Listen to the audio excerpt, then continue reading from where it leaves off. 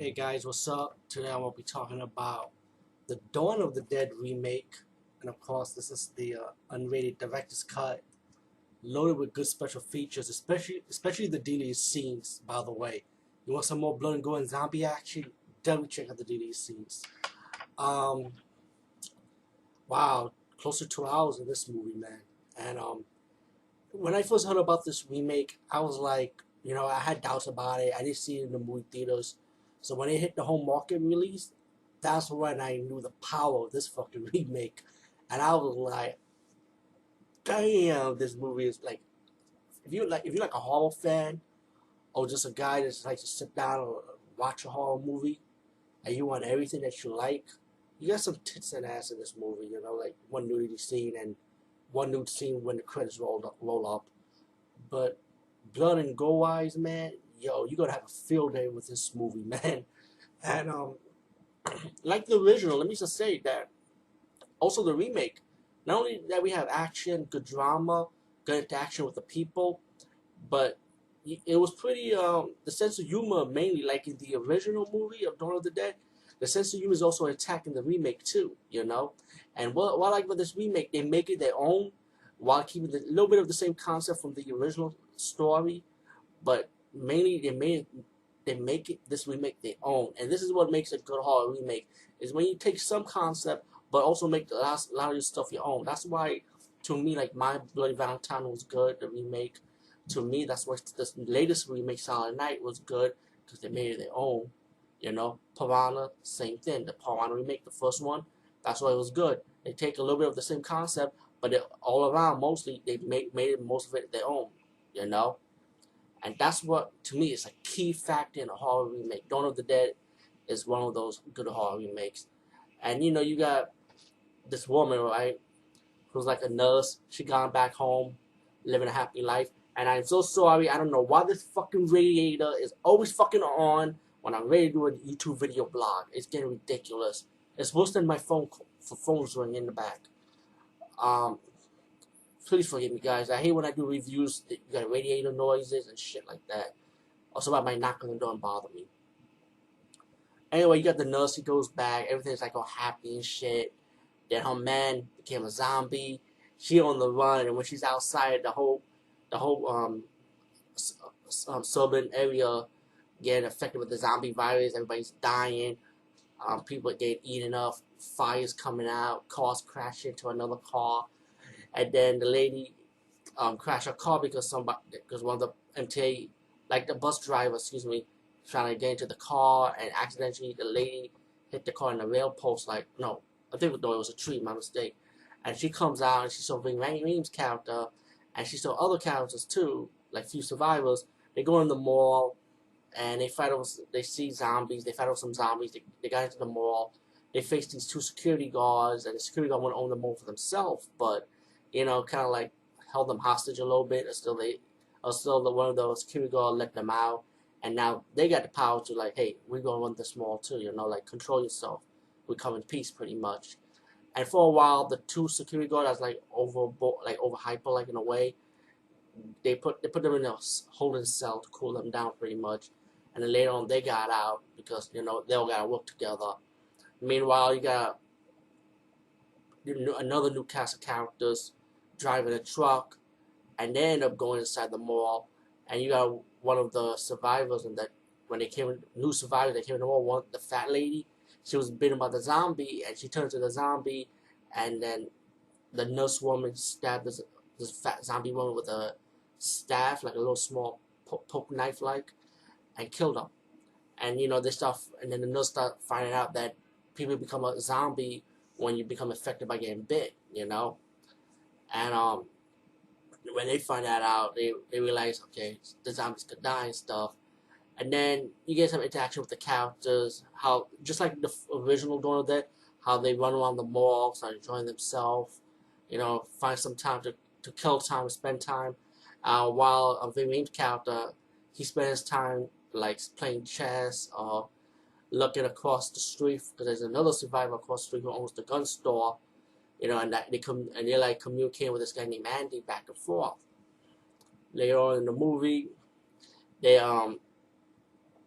wanted to find a way to try to get out. So they had these these two trucks trying to reinforce it with some armor and stuff. And one of the survivors had an idea about with the chainsaw.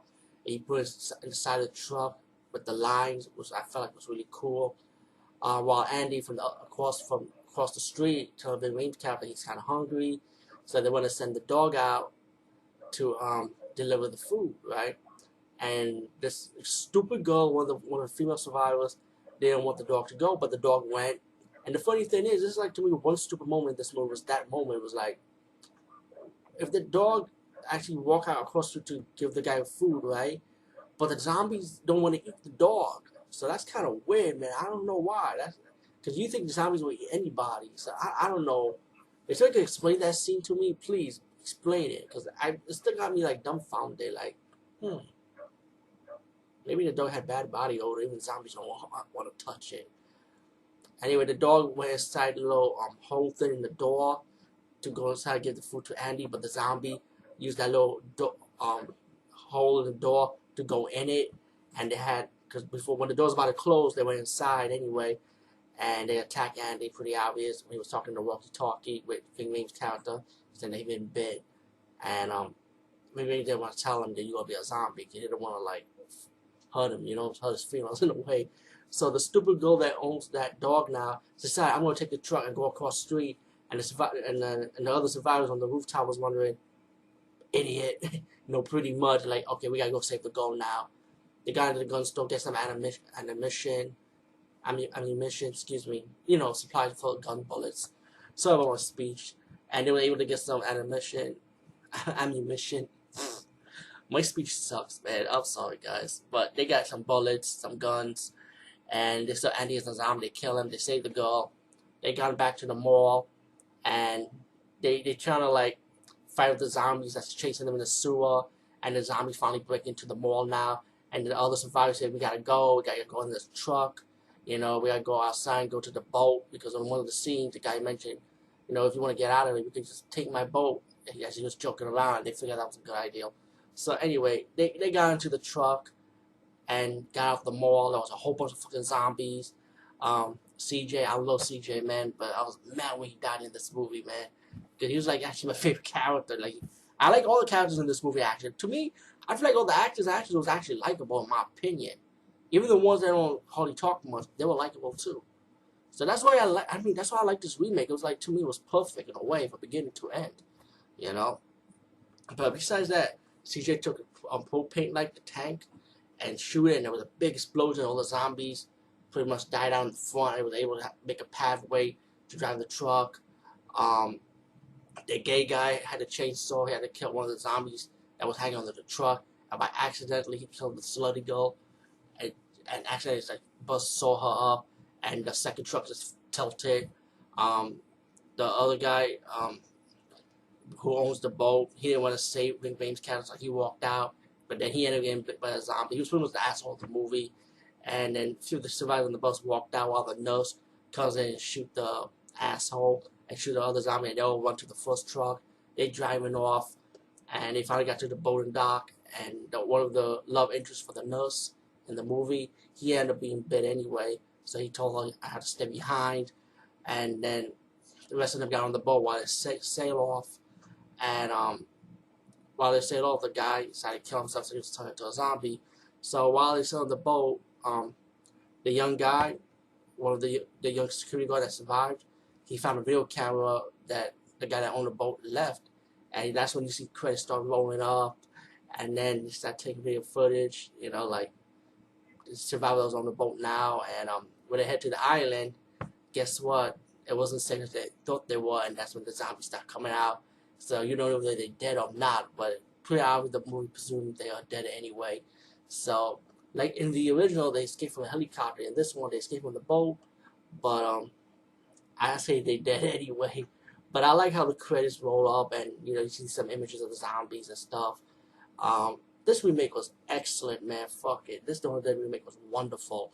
Very well done. Minus that one stupid moment with that dog. I don't know why the zombies don't eat the dog, but still, besides that, I found this the perfect remake.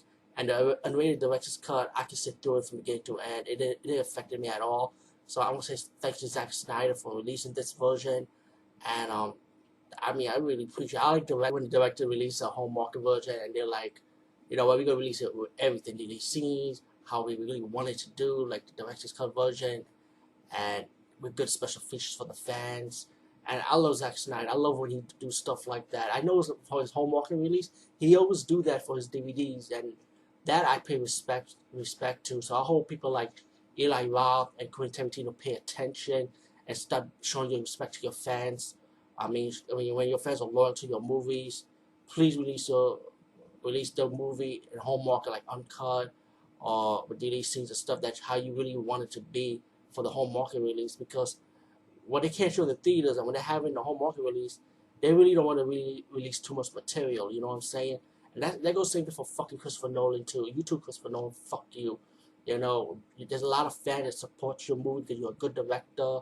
You got good movies, but at the same time, I mean, don't get me wrong. I mean, Christopher Nolan had a few movies I didn't like, but he had a lot of good movies besides that. And Christopher Nolan doesn't want to release any material, and that's disrespectful to the fans.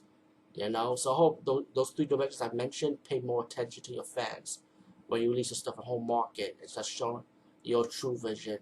You know, and but Zack Snyder, definitely kudos to you, and I'm looking forward to your movie next year, by the way, and we all know what that is. So, peace, guys. See you later.